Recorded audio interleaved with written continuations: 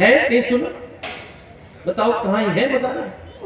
ये सिर्फ बीमारी इसीलिए थी कि जो हिंदू कन्वर्ट हो गया था, जो मंदिर पे घंटी बजा रहा था, अब उसका नाम रामलाल की जगह रमजान हो गया, तो उन्होंने कहा कि ये भाग ना जाए, तो उसने कहा तुम आरती करते हो, वहां चले जाओ, अजमेर शरीफ पे चले जाओ, हम भी यही करते हैं। तो इस्लाम के दो स्कूल ऑफ थॉट सिर्फ हमारे यही हैं, एक बरेलवी स्कूल ऑफ थॉट है और एक देवबंदी स्कूल ऑफ थॉट है। बरेलवी स्कूल ऑफ थॉट मजारों में यकीन करता है और देवबंद मजारों में नहीं यकीन करता है। तो ये जो चोट्टा है ना, एक जिसको आपके प्रदेश के मुख्यमंत्री ने पहचाना, इस चोट्टे ने मजारों के नाम पर मजारें बनाई और मजार बनाते इस देश का सनातनी हिंदू और सरकार डर जाती है। और उस मजार के इर्द गिर्द 76 से 80 दुकानें बनाई। उन दुकानों को लाखों रुपया आ रहा था, क्योंकि मजार की तरफ पुलिस वाला जाएगा, वो बेचारा सोचता है जाकर के क्यों मैं पंगा लूंगा, वो पूछ सकता है, लेकिन वो इसलिए नहीं जाएगा कि सत्ता उसके साथ नहीं है, सत्ता उसे छोड़ देती है, सत्ता चाहती है कि क्यों चक्कर का बात मुसीबत मेरे लिए कर रहे हो भाई। वो गया और वो उन्होंने जगह जगह ऐसी मजारें बना करके ऐसा सेंसिटिव जोन बना दिया है कि आप सच बात कर बोले। लेकिन उत्तर प्रदेश के लोगों, इटावा के लोगों, जो गलती उत्तर प्रदेश में बार बार पिछले 10 बार कर चुके हो, ये गलती अगले 10 साल तक और करना है।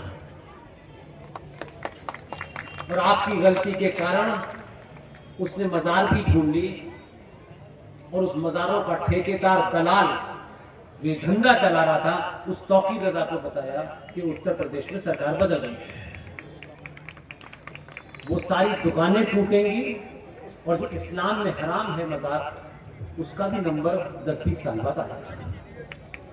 अपनी लड़ाई लड़ने के लिए जो भी संसाधन आपके पास है, बिना किसी बात का उल्लंघन करे, आपके पास ये शक्ति है। इसलिए अपने शहर में 5 ऐसे लोगों को चुनिए कि हर 10 दिन के बाद डीएम के यहाँ वो एप्लीकेशन दें कि इस पे कार्रवाई हुई कि नहीं हुई। और अगर आपके पास सुप्रीम कोर्ट का वो आदेश नहीं है, तो मेरे साथी हैं, उनको बता दीजिएगा, मैं किसी एक आदमी को भेज दूंगा, उसकी फोटोकॉपी करके बांट दीजिएगा।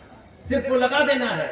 सरकार के बनाए हुए कुछ लोग अगर अपने स्वार्थों के कारण, स्थिति बनाए रखने के कारण, आपका लोकल नेता अपने स्वार्थों के कारण अगर सुप्रीम कोर्ट की भी मानहानि कर रहा है, तो उसको भी ले आएंगे।